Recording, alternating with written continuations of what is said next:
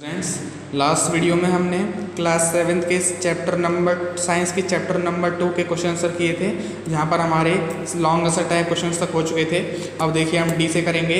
Match the item in column A with the item column B, यानी column A को column B से मिलाना है। काउ किससे मिलता है? रूमिनेंट से, क्योंकि क्या करते हैं, जुगाली करते हैं। लीवर किससे मिलाया जाता है? हमने बाइल जूस से, क्योंकि किसका सिक्रेशन करता है? पित्त रस का सिक्रेशन करता है। देखिए लार्ज इंटेस्टाइन को हमने मिलाया एब्जॉर्ब एटर से। ये क्या करती है? बड़ी आंत किसका करती है? एब्जॉर्प्शन करती है, एटर का। और देखिए हमारा सलाइवरी ग्लैंड ये किसका एब्जॉर्प्शन वो करती है? सिक्रेशन, सलाइवा का। अमीबा को हमने मिला दिया फ्लूइड वैक्यूल से, वेसल से। स्टोमक को हमने मिलाया हाइड्रोक्लोरिक एसिड से, क्योंकि स्टोमक में ही क्या होता है? HCl नामक अम्ल का स्रावन होता है।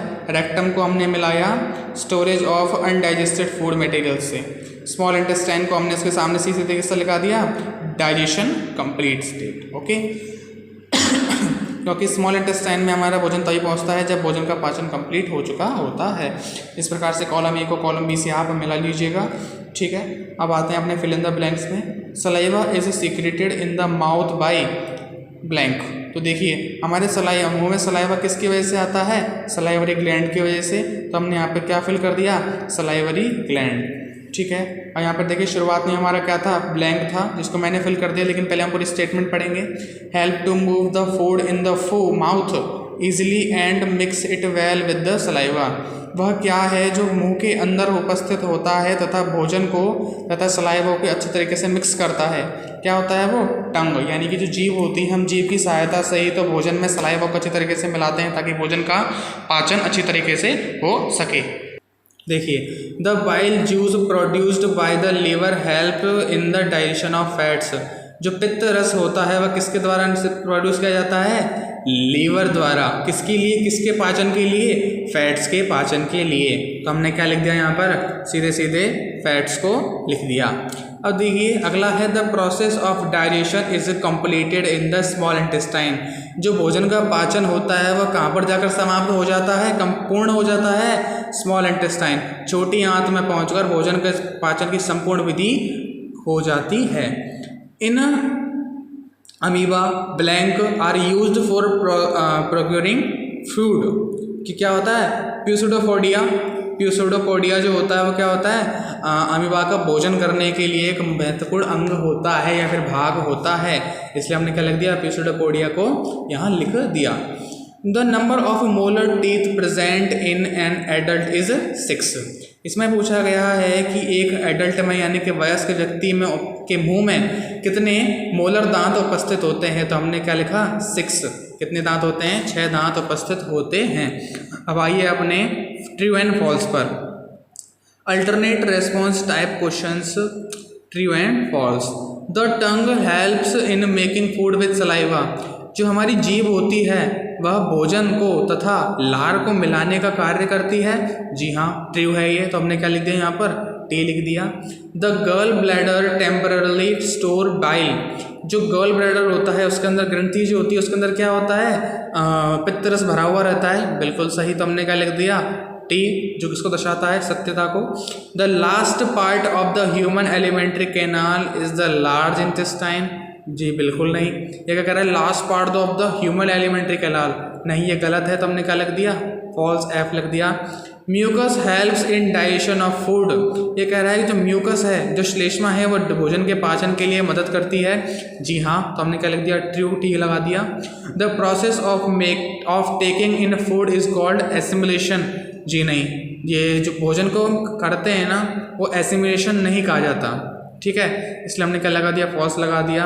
Canyons are suitable for grinding.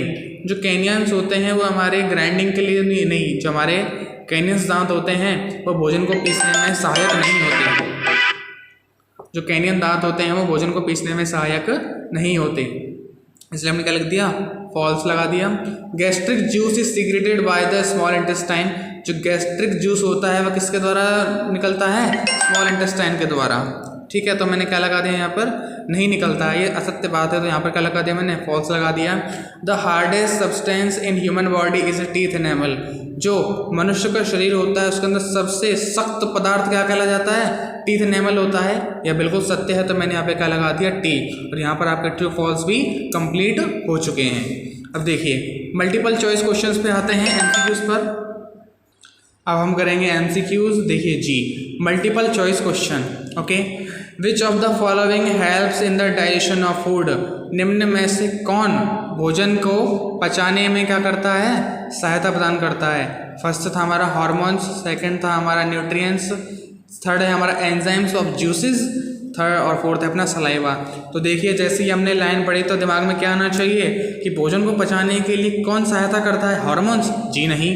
Nutrients, ये तो हमें प्राप्त ही करने हैं। एंजाइम्स ऑफ जूसेस, जी नहीं, एंजाइम्स तो हमारे सलाइवा में उपस्थित होता है। और लास्ट हमारा क्या है, सलाइवा।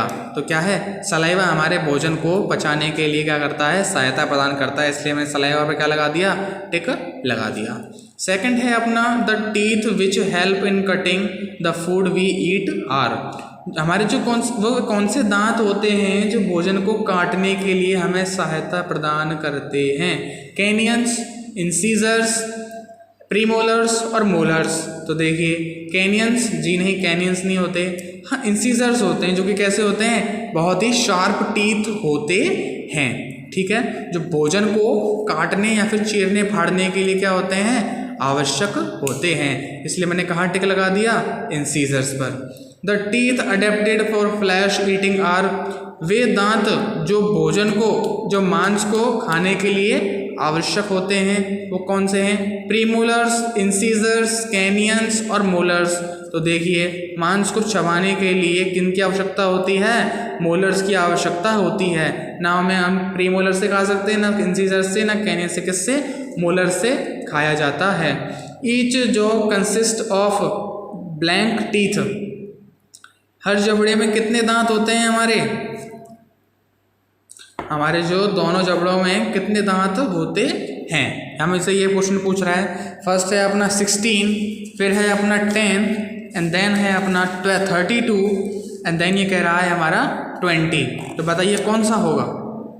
हमारे जो दोनों जबड़ों में कुल मिलाकर कितने दांत होते हैं, 32 दांत होते हैं। तो मैंने किस पर टिक लगा दिया, 32 पर, ठीक है। Saliva contains an enzyme called, मैंने आज आपको चैप्टर पढ़ाया था, तो मैंने एक बात बोली थी कि हमारा जो सलाइवा होता है उसके अंदर एक एंजाइम पाया जाता है, और ये एग्जाम से बहुत पूछा भी जाता है, तो इसको ज़रूर याद कर लीजिएगा कि सलाइवा में किस जो एंजाइम पाया जाता है उसका नाम क्या है, पेप्सिन, ट्राइप्सिन, एमाइलीज और नन ऑफ दीज। तो मैंने आपको बताया था जो एमाइलीज नाम का एंजाइम होता है वह सलाइवा में पाया जाता है, तो मैंने एमाइलीज पर टिक कर दिया।